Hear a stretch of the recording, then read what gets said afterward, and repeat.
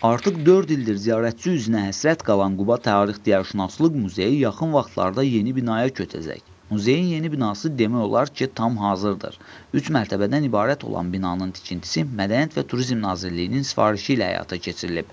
Müasir standartlara uyğun şəkildə inşa olunan yeni binanın 2 mərtəbəsində ekspozisiyalar sərgilənəcək. Bir mərtəbəsində isə inzibati otaqların yerləşdirilməsi planlaşdırılıb. Yeni tikilən bina artıq 3 mərtəbə, bir yarım zirzəmidən ibarətdir. Demək olar ki, bugünün muzey binası kimi bugünün standartlarına cavab verən bir binadır. O binada 2 mərtəbəsində ekspozisiya zalları olacaq, birinci mərtəbəsində inzibati otaqları olacaq, yarım zirzəmidə aşağı mərtəbədə isə yeməkxana, digər fond otaqları yerləşir.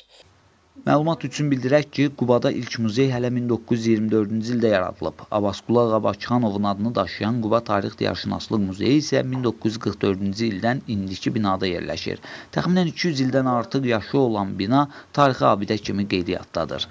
Qədim tarixə malik bina uzun illər bərpa olunmadığından demək olar ki, yararsız vəziyyətə düşüb. Divarlarında iri çatlar yaranıb, tavanı isə sıradan çıxıb. Muzeyin direktoru Məryəm Hacıyeva bildirir ki, binada istilik sistemi olmadığından bir sıra ekspozisiyalara ziyan dəyib. Bu səbəbdən də muzey 2010-cu ildən ziyarətçilərin üzünə bağlıdır. Çox, belə bir xalçalar idi. Yararsız hala düşə biləcək qəzetlərdir, kağız məmulatlarıdır. Yəni biz bunları qoruyurduq.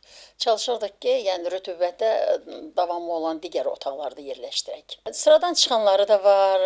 Yəni bu ümumiyyətlə bizim muzeylərin bərpa idarəsində müəyyən dövrlərdə xalçalarımızı aparırdıq, orada bərpa olunurdu, yenidən gətirirdik. Yeni binanın onlar üçün ən böyük hədiyyə olduğunu deyən Məryəm Hacıyeva, köçmə prosesi başa çatdıqdan sonra indiki binanın bərpa edilərək Bakıxanovun ev muzeyi kimi fəaliyyət göstərəcəyini bildirib.